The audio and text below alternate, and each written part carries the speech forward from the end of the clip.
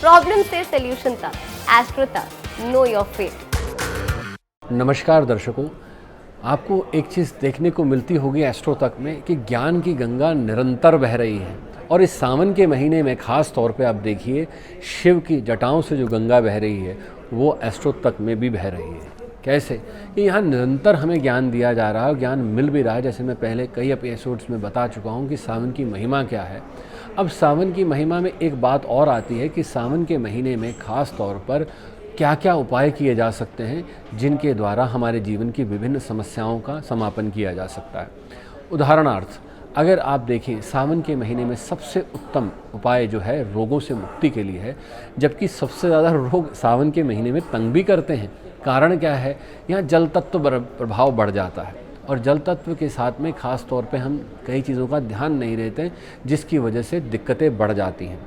तो रोगों से मुक्ति पाने के लिए, अपने जीवन में सुख समृद्धि के लिए, धन धान्य के लिए हम क्या क्या उपाय कर सकते हैं उस पर छोटा सा संक्षिप्त सा मैं आपको थोड़ा सा ज्ञान दे दूं। और उसमें महत्वपूर्ण बात ये होगी कि आप ध्यान दीजिएगा कोई भी उपाय करने के लिए आपको सबसे पहले अपनी श्रद्धा निष्ठा के साथ में समय का ध्यान देना है।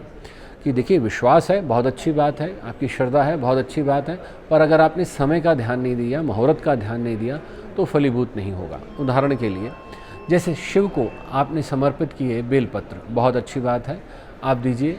साथ में अगर आप चाहते हैं कि मेरे घर में समृद्धि आए, सुख समृद्धि हो, तो शिव को इत्र अर्पित करिए आप। तो इत्र अर्पित करने का विधान क्या कहता है कि प्रातःकालीन पूजा में ही आप इत्र अर्पित करिएगा और जलाभिषेक करने के बाद, दुग्धाभिषेक करने के बाद इत्र अर्पित करिएगा। अब यहाँ पर भी दो चीज़ें आ जाती हैं। आप चमेली का इत्र दे रहे हैं तो आप समझिए समृद्धि की बात कर रहे हैं। इस ऐड को स्किप करना तो बहुत मुश्किल है, पर लाइफ की प्रॉब्लम्स का सोल्यूशन ढूंढना आसान। प्रॉब्लम से सोल्यूशन तक, एस्ट्रो तक, नो योर फेट।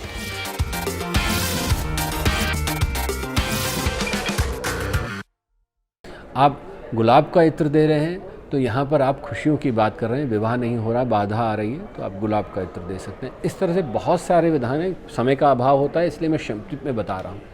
अब दूसरी चीज़ और निकल कर आती है कि अब किसी के विवाह में विलंब हो रहा है और ख़ास तौर पे ऐसी स्थिति आ रही है कि बनते बनते रिश्ता होते होते रुक जाता है। तो अब समय है आपके पास, कर सकते हैं कि अब जो वर्षा होगी तो जहाँ वर्षा आपकी छत से पानी बहता हुआ आता है, आप देखते हैं कई बार नाली बनी होती है घर के बाहर, आपके घर के बाहर नहीं है कहीं और से आपको दिखाई दे रही है, वर्षा का पानी जहाँ आके गिर रहा हो उसके नीचे जाके स्नान कर लीजिए और उसी का पानी एकत्रित करके अपने सिरहाने रख लीजिए। देखिए तुरंत काम बनते हैं आपके। और साथ ही सावन के महीने की महत्ता देखिए, इसमें शिव कितनी जल्दी प्रसन्न क्यों हो जाते हैं, क्योंकि भूतल पर वास करते हैं। मैंने पहले भी बताया कि यहाँ सावन क्यों प्रिय है शिव को, क्योंकि यहाँ शिव को खास तौर पे जन कल्याण के लिए निर्धारित कर दिया जाता है इस महीने में। ये नहीं कि शिव उससे पहले नहीं थे या उससे बाद नहीं होते, पर यहाँ कार्यभार भगवान विष्णु की जगह शिव संभाल रहे हैं, तो उनको प्रसन्न करना सबसे सरल है। भोले हैं, ऑर्डरदानी हैं, तो इसलिए ये सारे जो मैंने आपको उपाय बताए इनको सरलता से मुहूर्त के अनुसार करिएगा, निश्चित तौर पर आपको लाभ मिलेगा। धन्यवाद। एस्ट्रो तक ऐप पर आपको मिलेगा भविष्य से जुड़े हर सवाल का जवाब। डाउनलोड कीजिए एस्ट्रो तक ऐप और चुटकी में जुड़िए इंडिया के बेस्ट एस्ट्रोलॉजर से।